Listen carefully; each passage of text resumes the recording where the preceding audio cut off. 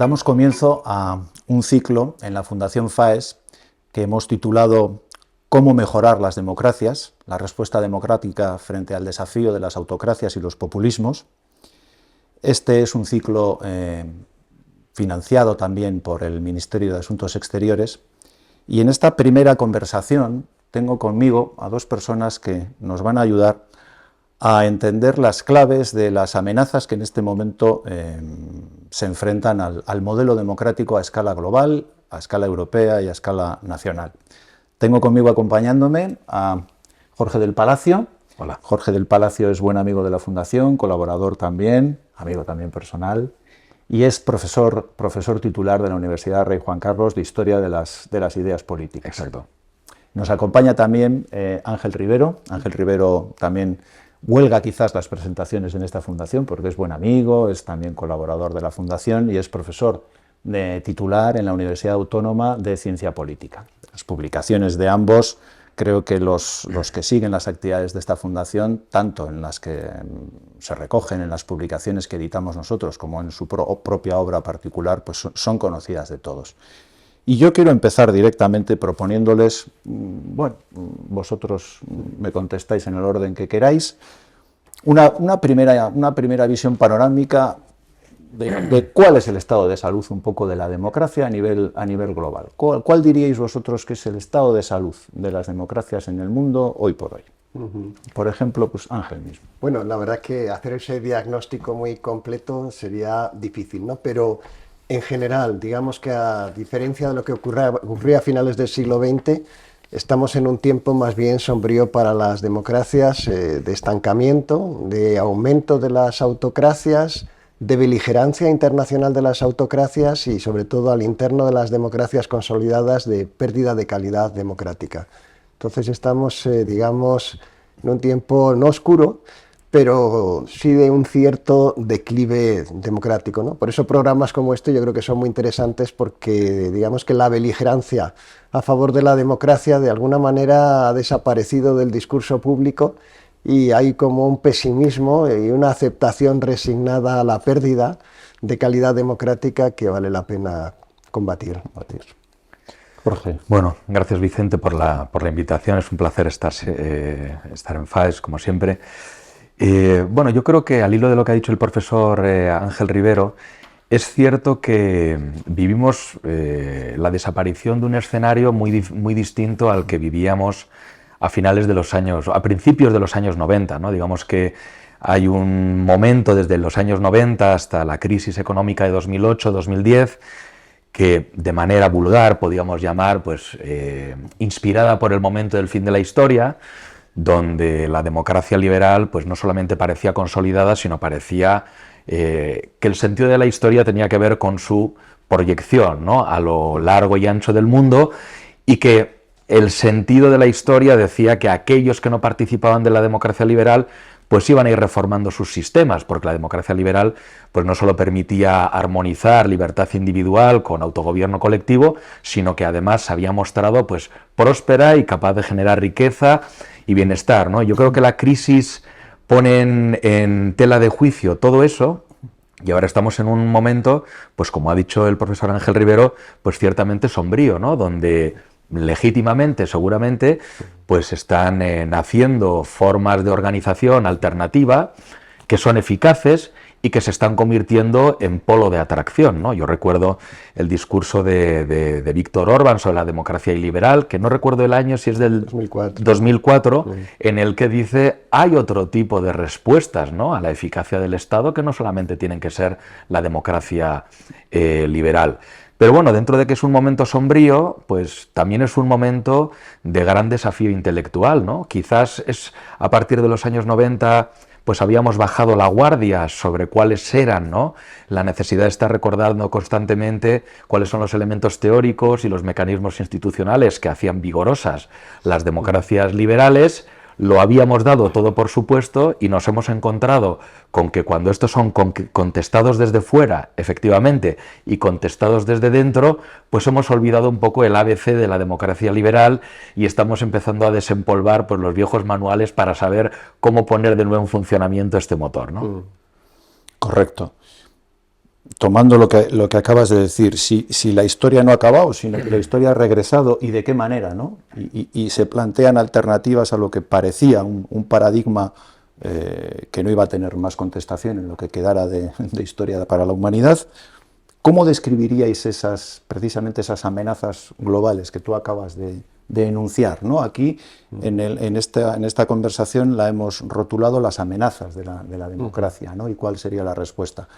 Para centrarnos primero en las amenazas, ¿qué tendríais que decir para describirlas? Es decir, para definir un poco las autocracias y los populismos a los que nos referimos en el título. Bueno, empiezo yo, si parece. No, manteniendo un poco el hilo, ¿no?, de lo que nos ha dicho Jorge, que yo creo que queda muy encauzada la discusión, y con lo que tú dices ahora, Vicente, yo creo que en primer lugar vale la pena mirar un poco hacia el pasado para saber qué diferencia las amenazas del presente de aquellas que ocurrieron en el pasado.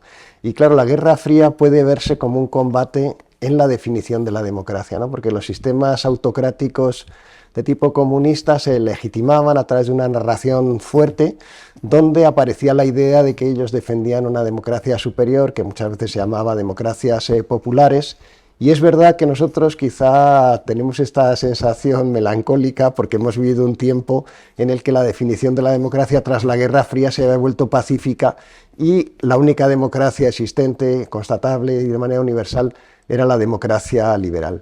Ahora nos encontramos que las grandes potencias autocráticas, Rusia y China, ¿no?, que tienen una interesantísima declaración sobre la democracia, han relativizado su valor y aspiran a definir, de acuerdo con sus propios sistemas, aquello que sea la democracia. Esto es una novedad que nos ha desconcertado, porque de alguna manera restituye este combate por la definición de la democracia que creíamos clausurado, ¿no? Y yo creo que eso señala las dos grandes amenazas. Una, la relativización de la democracia por parte de las autocracias, donde la democracia es algo que es particular de cada sociedad y cada sociedad tiene derecho a definir a su gusto, o sea que ya no tenemos el valor universal de la democracia al que hemos gozado casi durante 20 años. Y otra, al interno de las sociedades democráticas, la cuestión del populismo, ¿no? Tenemos las autocracias y los populismos, donde también la democracia liberal es sujeta a cuestionamiento en el nombre de una democracia superior que sería la verdadera democracia del pueblo.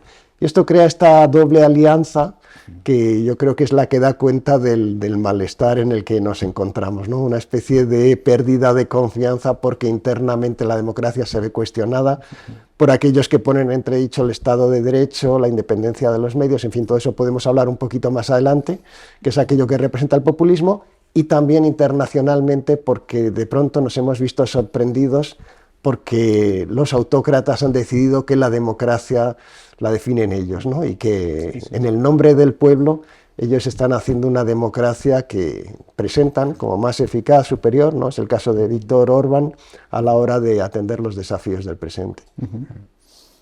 Sí, Jorge. Sí. Bueno, yo iría en la misma línea. Quizás, bueno, todo esto del fin de la historia, ¿no?, es bastante paradójico porque hay cierta parte de verdad en la medida en que, como ha dicho el profesor Ángel Rivero, quienes rivalizan con la democracia liberal también lo hacen desde la presunta mejor definición de lo que es democracia. Es decir, que nadie, digamos, sale a la escena sin abanderar su propio concepto de la democracia. Es Nadie decir, dice soy antidemócrata. Exacto, ¿no? Yo creo que el último fue Morras. Bueno, y que en cierta medida también, pues, es un viejo debate también de la Guerra Fría, porque los viejos manuales que leemos con deleite, pues la democracia liberal se enfrentaba a una necesidad de definirse teóricamente frente a las democracias populares, ¿no? Entonces, bueno, el campo de las amenazas viene definido, como lo ha dicho el profesor Ángel Rivero, y dentro de las democracias liberales, pues el problema precisamente es los populismos, que son los que tratan de enfrentar la democracia liberal en nombre de una democracia superior, ¿no?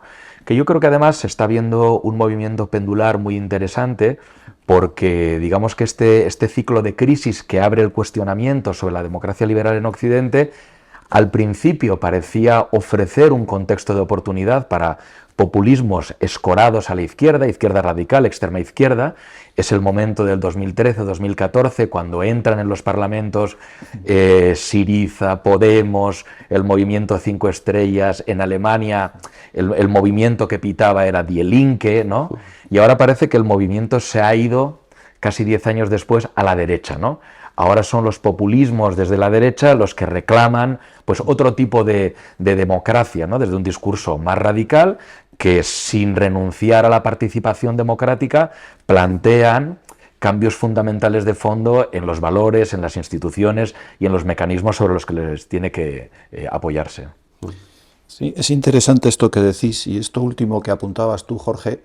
Yo, la impresión que tengo personal es que, por ejemplo, cuando hablamos de como la doble amenaza, las autocracias y los populismos, el término populismo, que os voy a contar a vosotros que lo tenéis exhaustivamente estudiado, y sois autores además de un manual Geografía del Populismo, que tengo por aquí. Aquí está, sí. Y que recomiendo su lectura. Sin embargo, yo siempre he tenido a veces la impresión de que cuando hablamos de populismo, cada uno un poco lo define como quiere, ¿no? Entonces hay autores, y por ejemplo en el debate público en Francia, hace muchos años, si tú hablabas de populismo, ya se hablaba del populismo del Frente Nacional, ¿no? Se identificaba la palabra más con derechas poco liberales, alternativas, autoritarias, ¿no? Y es verdad que en España, sin embargo, tenemos la experiencia de haber tenido un populismo, digamos, que no tiene miedo a su propio nombre, ¿no? Y que era el de Podemos, lo cual lo asociamos de manera más familiar con la extrema izquierda. Pero es cierto eso que dices, ¿no? Que el populismo no te asigna una banda u otra. Puede haber populismo en las dos bandas. Yo ahora también quería plantearos una cuestión que a mí también me suele inquietar cuando hablamos de este tema. Parece que había lo que habéis comentado de Fukuyama, ¿no? La tesis del final de la historia, que la democracia liberal se había impuesto, digamos, como fórmula de legitimación del poder político sin alternativa, y que ahora tenemos lo que tenemos y tenemos impugnaciones a ella, reivindicando el término democracia para otros modelos, ¿no?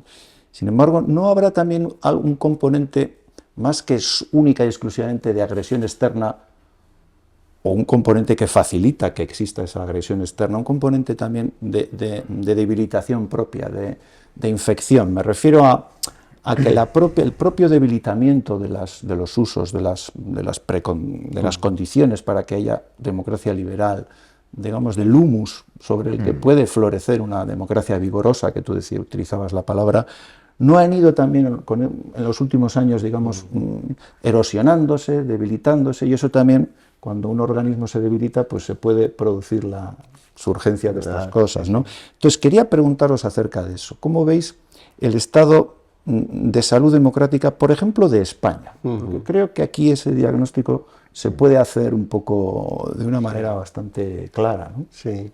Bueno, yo antes de pasar a España, yo haciéndome un poco eco de lo que decías, es verdad que el populismo, hay una discusión sobre si es síntoma o es enfermedad, ¿no? Yo creo que tú apuntas más bien a la idea de que es un síntoma de una enfermedad democrática, ¿no? Que podría llamarse una fatiga democrática, ¿no? Un exceso de, digamos, de consenso, un exceso de reconciliación con el estado de cosas, un poco de abandono, un poco de que ya cada cual se ha ocupado de su cosa porque se da por descontado que la democracia cuidaba de sí misma. Eso es. Yo creo que todo eso ocurre. En el caso de España, yo creo que está muy claro, ¿no? El caso de España, digamos que en torno, ¿no?, a la segunda década del siglo XX, se produce una demanda populista que tiene que ver con la llegada de la crisis a España. Y esa demanda, un populismo de la demanda, hay una parte de la sociedad española que tiene un enfado populista, que no ve en la democracia existente una verdadera democracia, ¿no? Y entonces se establece, ¿no?, en la opinión pública la idea de que no nos representan, democracia real ya, etcétera, etcétera.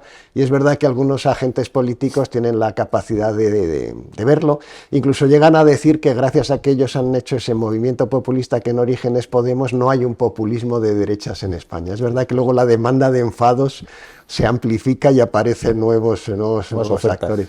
Pero yo creo que efectivamente hay una responsabilidad de los partidos tradicionales democráticos en relación a esta desafección democrática, también se ha hablado de un exceso de consenso, un exceso de pragmatismo, una desconexión entre las necesidades de la gente y el discurso político de los partidos. Todo esto es el resultado quizá de un mecanismo que se ha gastado y no ha sido suficientemente puesto al día. Yo creo que eso claramente en el caso de España ha ocurrido, a un agotamiento en el que, bueno, recordemos en ese tiempo ya lejano, ¿no?, en torno a 2014, pues se hablaba de que los dos partidos sistémicos eran exactamente lo mismo, en fin, que no aparecía ninguna alternativa a la gestión de la crisis, que no fuesen los partidos a los que se hacía responsable de su propia realización, etcétera, etcétera.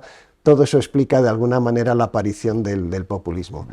Pero también, yo creo que también es una cosa importante, es que los factores externos que están vinculados al activismo de la autocracia y los factores internos también se conectan de alguna manera, ¿no? Yo creo que el último libro de Anna Applebaum, ¿no?, de las autocracias, lo explica muy bien, ¿no? Hay unos propagandistas internos, ¿no?, que ese malestar democrático se dedican a multiplicarlo. Es verdad que los políticos populistas, justamente con, en fin, con esta dicterio, ¿no?, de que no existe democracia, ¿no?, y que hay otra cosa, etcétera, etcétera, una oligarquía, pues están haciendo eso, ¿no? Y en la sociedad española yo creo que es verdad que el altavoz para debilitar la democracia, que crea un cierto cinismo, escepticismo democrático, en fin, el que todos son iguales, un lenguaje antipolítico, no todos los políticos son lo mismo, se ha multiplicado extraordinariamente porque estos propagandistas, ¿no?, muchos de ellos al servicio de las autocracias, ¿no?, es una quinta columna. Una quinta columna que puede ser constatado, ¿no?, a través de los medios que las autocracias han financiado, de comunicación, medios escritos, etcétera, etcétera,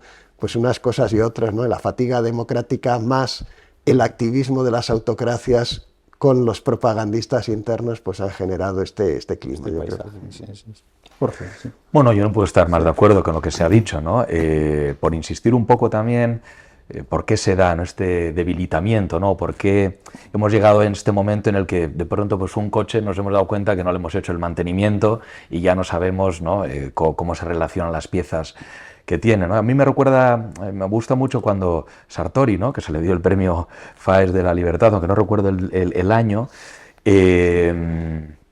claro, decía que el problema de la palabra liberal es que había muerto de éxito.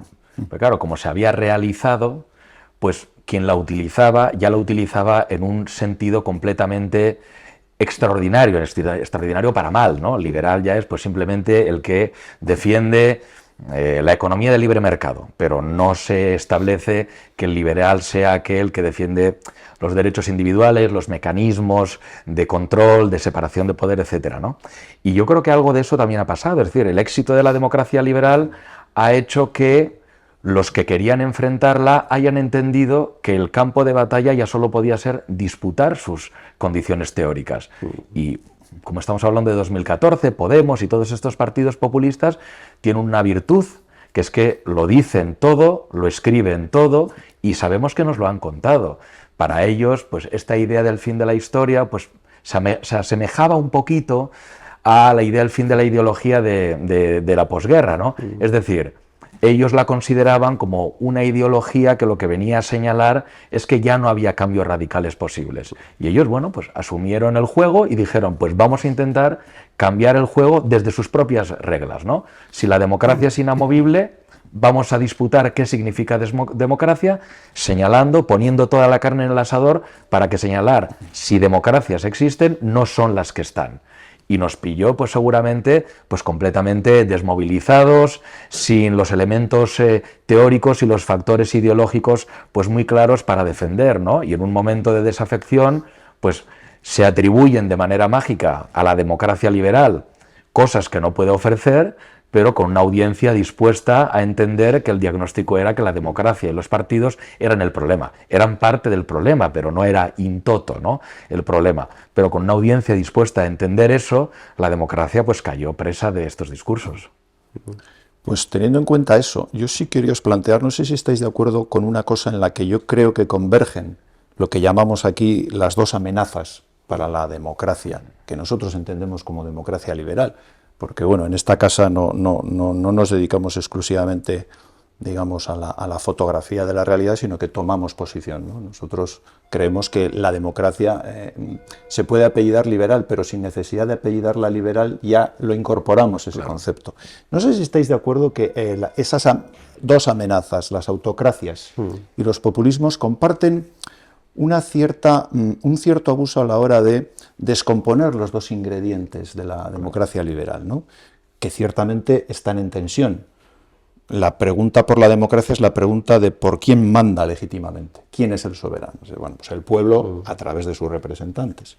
Pero hay otro componente que es cuánto se manda y hasta dónde se manda, que es lo específicamente liberal. Y ahí entramos en el campo de lo liberal, el Estado de Derecho, el constitucionalismo, los límites al poder. Es decir, manda el pueblo, pero mande el pueblo o mande otro sujeto soberano, el poder siempre debe estar limitado, acotado, etcétera. Y eso es lo que integra un equilibrio que es verdad que es tenso, pero que las autocracias y los populismos rompen por completo, parten por la mitad y eliminan uno de esos elementos, ¿no? Y el otro lo reinterpretan. Entonces, fijándonos en el elemento que nosotros, considero que estamos de acuerdo, queremos reivindicar y salvar para la auténtica definición de la democracia, que es el elemento liberal, de Estado de Derecho, de constitucionalismo, términos políticos, no simplemente económicos. Os pregunto, y ahora sí yo creo que podemos descender en más concreto a España, ¿no? A la circunstancia que tenemos más cercana. ¿Cómo veis ese ingrediente inexcusable para la democracia, que es el Estado de Derecho, la separación de poderes, etcétera, sino que se decía en la Declaración de Derechos de 1789 que sin él no hay Constitución? Sí. ¿Cómo veis su estado de salud en España? Bueno, tu introducción me ha parecido muy interesante porque permite abordar un tema que hasta ahora no habíamos tocado, ¿no? Y es el del deterioro de la democracia liberal dentro de España, dentro de las democracias liberales, ¿no? Porque digamos que este activismo de las autocracias y de los populismos no es neutral en relación a la salud de las democracias, justamente porque hay un debate muy importante de cómo se correlacionan estas dos dimensiones, ¿no? La cuestión liberal de protección de los derechos, limitación del gobierno, con la idea, digamos, democrática de pueblo soberano, participación política. Esas dos cosas, es verdad que habitualmente, como nos has dicho, Vicente, tienen una cierta tensión, pero quizás se ha enfatizado demasiado la tensión y se ha olvidado más bien algo que es igualmente importante, y es que la experiencia siempre nos ha presentado esas dos cosas juntas, ¿no? No ha habido ninguna democracia sin el componente del liberalismo, ¿no? Hay una anécdota graciosa, ¿no? de Víctor Orbán y su defensa de la democracia liberal. Un día se encontró con Angela Merkel, ¿no? Y le salió con esta idea de la democracia liberal, y Angela Merkel le dijo, qué curioso, siempre los había visto juntos, ¿no? Porque no hay ningún sitio donde la democracia haya ido sin el liberalismo, porque en ausencia del liberalismo no existía democracia, ¿no? Entonces está bien que la cuestión conceptual nos lleve a estas dos orientaciones, que es un poco lo de Ortega y Gasset, ¿no? En su libro sobre los castillos, donde habla de esta cuestión, ¿no? Del liberalismo se ocupa de la limitación del poder para preservar los derechos del individuo, la democracia es el mecanismo de la participación política, pero no podemos olvidar que en nuestra experiencia, porque ya tenemos una experiencia aquilatada de lo que es la democracia contemporánea en los últimos al menos 200 años, pues estas dos cosas van juntas. Y es verdad que la amenaza en el presente de las democracias, la que representa el populismo y la autocracia, va dirigido justamente contra el componente liberal, que es el de todas esas instituciones que tú nos has mencionado, ¿no? Particularmente la separación de poderes, el Estado de Derecho, la independencia de los medios,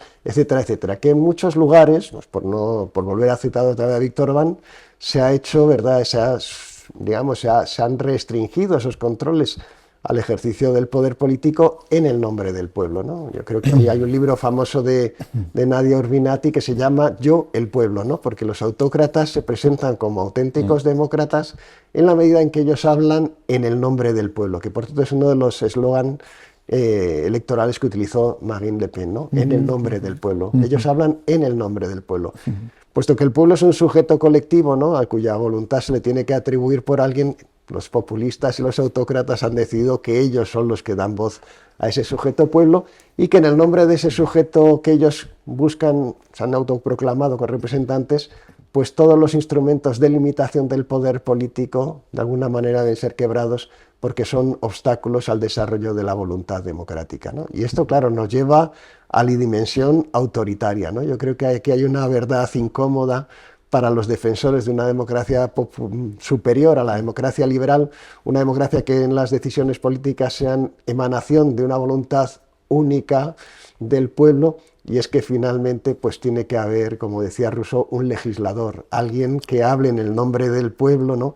Y que le dé voz en medio de la cacofonía que es el pueblo en la realidad. Y esto tiene una deriva autoritaria, ¿no? Si quitamos el elemento liberal de la democracia, nos encontramos inmediatamente con el autoritarismo, ¿no? Y esto yo creo que es en fin, lo que podemos ver en la experiencia de aquellas democracias que en el nombre de una democracia superior han ido socavando las restricciones liberales al ejercicio del poder político. Yo creo que esta es una lección importante y que yo creo que también en relación, ¿no?, en fin, a la guerra de Ucrania, ¿no?, al creciente activismo internacional de Rusia y China, etcétera, etcétera, esto ha actuado también un poco como despertador en las democracias liberales, porque hemos visto países, ¿no?, que en el nombre de una democracia superior, el caso de Venezuela es el más dramático, pues toda democracia ha desaparecido, ahí ya no hay populismo, ¿no? Ahí hay verdaderamente una autocracia con un autócrata cuya voluntad, ¿verdad?, de mantenerse en el poder no es resultado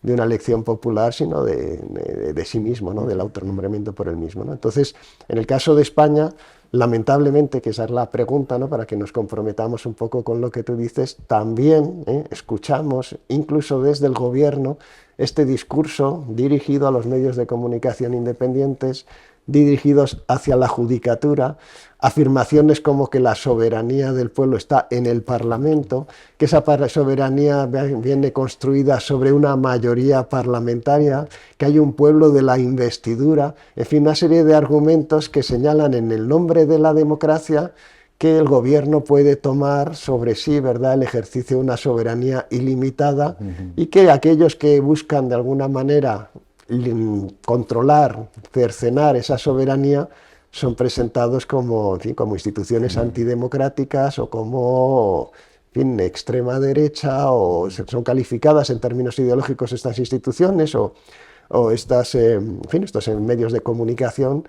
porque de alguna manera pues representan aquello que es tan importante en la concepción liberal de la democracia, que es la exigencia de responsabilidades, ¿no?, la sujeción al control, el poder político, la limitación de la propia acción de gobierno, etcétera, etcétera, ¿no? Entonces yo creo que en el caso de España, y hoy ya se ha divulgado, ¿no?, en el día que se graba este programa, pues datos importantes, ¿no?, del Banco Mundial sobre cómo la corrupción y su combate se ha debilitado en España, sobre cómo el Estado de Derecho se ha debilitado en España, sobre, en fin, se han encendido alarmas importantes sobre el estado de salud de nuestra democracia, que van en la dirección, ¿no?, de los populistas y sus presuntas, ¿verdad?, instrumentos de mejora de la democracia que tenemos, ¿no?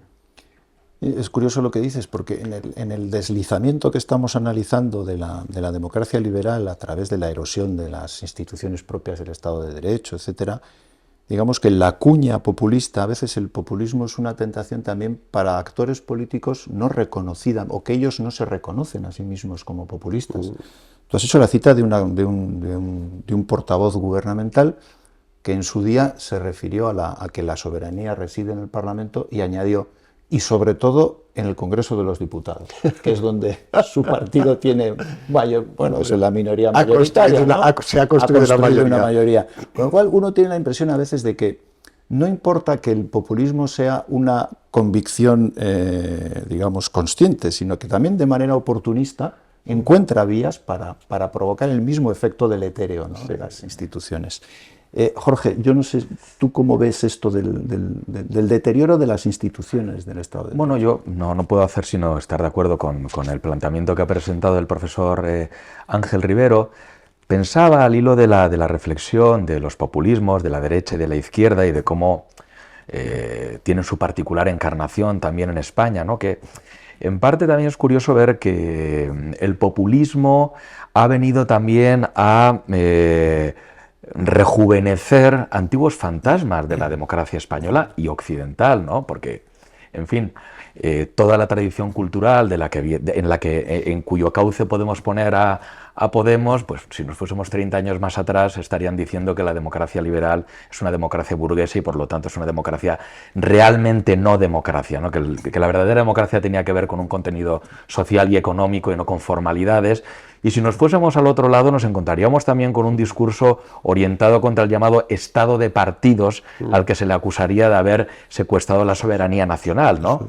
La cuestión interesante está en ver ahora cómo eso que parecían discursos minoritarios, completamente orillados, han encontrado un momento de oportunidad en el paraguas del populismo, ¿no? Donde partidos con larga experiencia, pues como podemos ver, como Marine Le Pen, etcétera, han encontrado en el éxito de esos partidos un discurso donde revigorizar su antigua enemistad con la democracia liberal, ¿no? Con una cuestión particular para el partido que hoy gobierna en España, y es que también somos muy conscientes, no nos podemos engañar, que esa cultura en la que se miraba con recelo a la democracia liberal, el componente liberal, formaba parte del mundo del Partido Comunista y sus satélites, pero es que llevamos ya unos 20 años escuchando, ¿no?, en los entornos culturales y académicos del partido que hoy gobierna, que hace falta más democracia y menos liberalismo. Con lo cual se han sentado las bases, el humus cultural, para que esa especie de trasbordo de votos, conversación sobre lo que tiene que ser la democracia, se haya producido contra los intereses de la democracia liberal. Es muy interesante esto que comentas y me da pie para la siguiente pregunta, pero antes no me resisto a hacer una pequeña observación. Esto mismo que has comentado acerca de qué manera estos discursos nos hacen recordar otros de hace más tiempo. El otro día leía un pasaje de un libro de Raymond Aron, que es un libro comentando un poco la historia del siglo XX hasta el momento en el que lo escribe, que es más o menos mediados de los años 60. Es un libro que se llama Guerras en cadena, las guerras en cadena, y hay un momento en el que habla de la consolidación después de la Segunda Guerra Mundial del modelo de democracia liberal, y hace una alusión exactamente la misma, en el sentido que tú lo has dicho, describiendo lo que hoy nos pasa, ¿no? Decía, bueno, en los años 30 lo que ocurrió fue que los ingredientes de la democracia liberal estaban, digamos, y siendo impugnados por dos lados. Por un lado, una derecha cada vez más desorbitada acabó volcándose hacia movimientos fascistas porque advertían que la democracia ponía en peligro la unidad del Estado. Que el partidismo podía convertirse en estado de partidos y el juego no leal al marco constitucional, sino puramente particularista de cada formación, podía destruir la unidad del Estado. Y que también la democracia tiene un componente que puede amenazar en momentos dados la unidad de la sociedad, porque por el otro lado lo que se impugnaba, al final exacerbadamente en el comunismo, es que la democracia vista como artefacto puramente de garantía de libertades formales, burguesas dirían ellos, congela, digamos, una situación social que hace que haya unos privilegiados y unos desfavorecidos y esa situación social no se rompa. Y dice Aron, lo cierto es que la democracia liberal, que es nuestra experiencia histórica, quiso conjugar, por un lado, uno de esos peligros, instaurando pues, garantías sociales, el estado más o menos del bienestar, protecciones asistenciales, para solucionar uno de esos problemas, y que por el otro, la competencia entre partidos es verdad que puede degenerar en una ruptura de la unidad nacional o del Estado, y que eso hay que atemperarlo siendo fieles al marco constitucional. Pero advertía que esas dos posibilidades, la democracia, si no se juega bien a la democracia, existen y pueden dar lugar a dos degeneraciones monstruosas, ¿no? Me ha parecido muy, muy pertinente lo que has dicho, y esto me da pie a la siguiente consideración o pregunta. ¿Vosotros creéis que afecta esto que estábamos diciendo, la polarización, a la calidad de la democracia? ¿Y qué respuesta se le puede dar a eso de lo que hablamos constantemente, de la polarización política? Sí, también, por ejemplo, si quieres. Bueno, pues yo creo que evidentemente este clima populista ha generado polarización. En el caso particular de España, yo creo que la fuerza original de Podemos fue tan grande que el Partido Socialista, que es un partido sistémico que ocupaba el espacio centro-izquierda, se vio amenazado, y eso ha hecho que su discurso público se haya desplazado en ese sentido. Hay datos muy importantes del CIS, incluso, ¿no?, sobre el autoposicionamiento ideológico de los españoles, que señalan cómo a partir de 2011 los extremos se han ido alimentando. Es verdad que ahora se ve de una manera muy visible el crecimiento de Vox, pero es tan o más importante el hecho de que al menos un 12% de los españoles se autoidentifiquen dentro de la escala ideológica del 1 al 10 en el 1, ¿eh? Y eso señala algo, y si considerásemos que además la extrema izquierda pues incluso estaría más también en el 2, si sumásemos las posiciones extremas nos saldría que la sociedad española de alguna manera se ha polarizado. Y eso tiene como resultado el hecho de que las políticas de consenso que fueron tan importantes en el origen de la democracia española pues hayan perdido el atractivo que tenían y que los partidos políticos nuevos pues hayan buscado captar en un círculo vicioso, ¿no? Porque digamos que la polarización política genera un discurso adversario que polariza afectivamente a los electores, que hace que estos electores polarizados necesiten de partidos que generen más polarización en un mecanismo que destruye la cooperación interna, que desvía la atención pública de la agenda en la que se discuten los asuntos que deben ser llevados a cabo por el país, ¿no? Que distrae de alguna manera las grandes causas y que lleva todo a un enfrentamiento en general muy estéril, ¿no? Donde se desautorizan las políticas de acuerdo en el nombre pues, de políticas ideológicas, identitarias, etcétera, etcétera, ¿no? Y yo creo que es verdad que no es únicamente un problema propio de España, es un problema prácticamente universal, pero para los que tenemos un poco de memoria sobre lo que ha sido la democracia española, pues es una novedad, vamos a decir, desagradable, ¿no? Porque yo creo que hay pocas dudas sobre que durante mucho tiempo España era un país que buscaba ser una mejor democracia, y ahora la agenda democrática pues se ha desdibujado, ¿no? La idea de que hay un ranking mundial en el que queríamos estar como un país europeo era muy importante en el discurso público español, y ahora parece que todo da exactamente igual. Porque todo es lo mismo, ¿no? Bueno, y además probablemente se haya tenido la desgracia de que circunstancias, digamos, objetivas, que diría un marxista, como las redes sociales, que es la manera de familiarizarse con la política de tanta gente, pues fomenten precisamente este proceso de polarización. ¿Cómo lo ves tú, Jorge? Y si queréis, vamos ya afrontando un poco la recta final, también añadida a la pregunta de cómo ves el fenómeno de la polarización en España, también vamos a intentar plantear propuestas, o cómo salimos de esto, ¿no? Bueno, la verdad es que...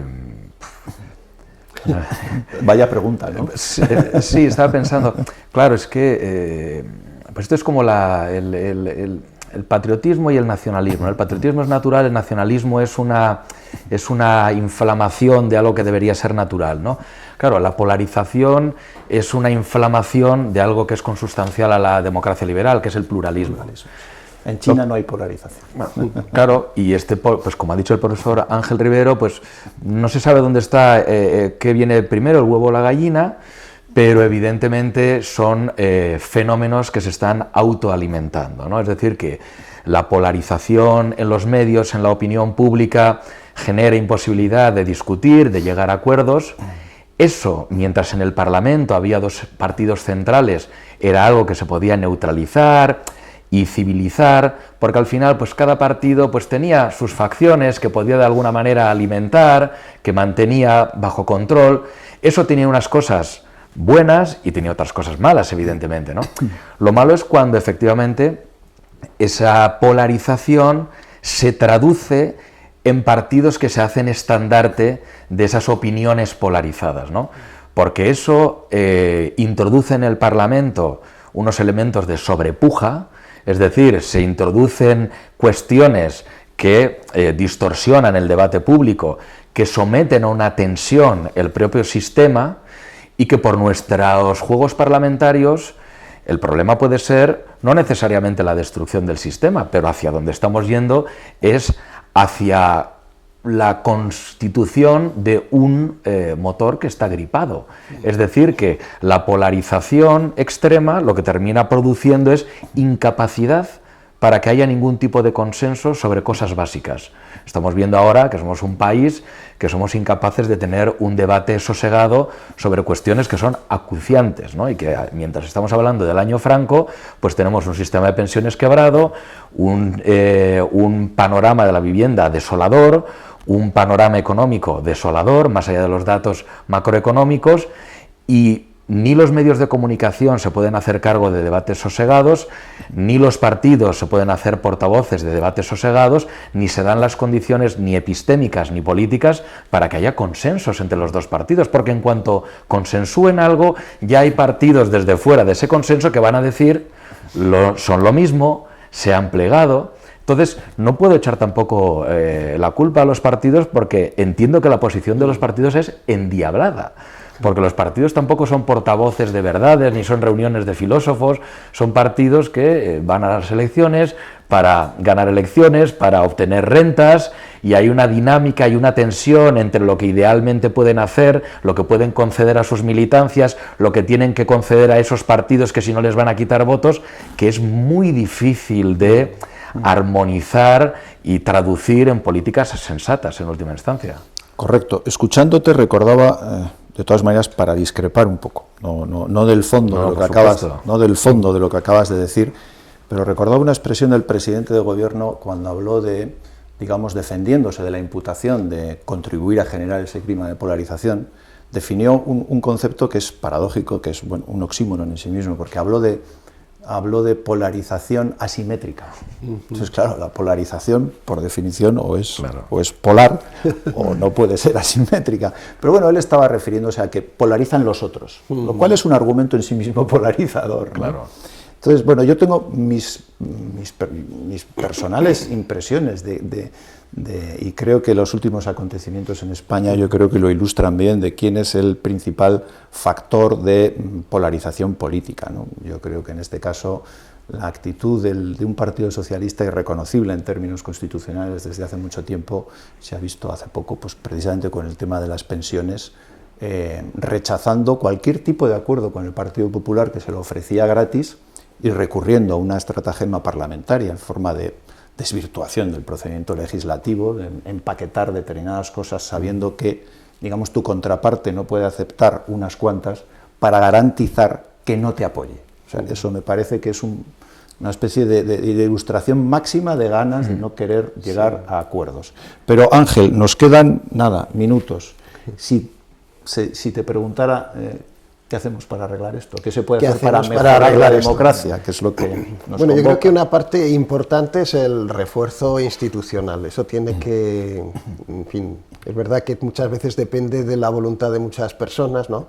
El Congreso, pues debería ser, en fin, el Parlamento, ¿no? Debería realizar sus funciones, tendría que ser defendido con más ahínco en las labores de control, en sus labores legislativas. Hay una renuncia, ¿no?, de las instituciones a ejercer sus papeles, los que les son propios, un mayor coraje cívico, ¿no?, también por la parte de los medios de comunicación, ¿no?, denunciando, porque es verdad que hay muchos publicistas, pero también hay muchas otras personas que quisieran que las cosas se contasen de una manera distinta.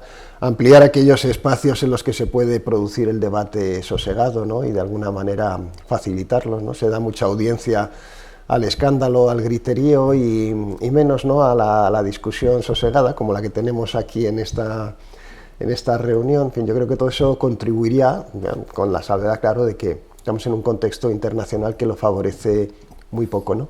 Pero yo creo que podemos aprender de democracias más sosegadas, más tranquilas, más constructivas, que hay muchas, ¿no?, también en Europa. Y, en fin, ese aprendizaje lo podíamos integrar en la nuestra, de tal manera que hiciésemos un poquito mejor las cosas, ¿no? Pues yo creo que nos podemos quedar con eso como resumen y conclusión de esta conversación que hemos tenido, y que pues yo espero que a quien nos haya seguido, nos quiera seguir a partir de ahora, pues le haya agradado tanto como a mí particularmente. Os agradezco mucho que me hayáis querido acompañar hoy. Y hasta la próxima conversación. Muy bien. Muchas gracias. Muchas gracias.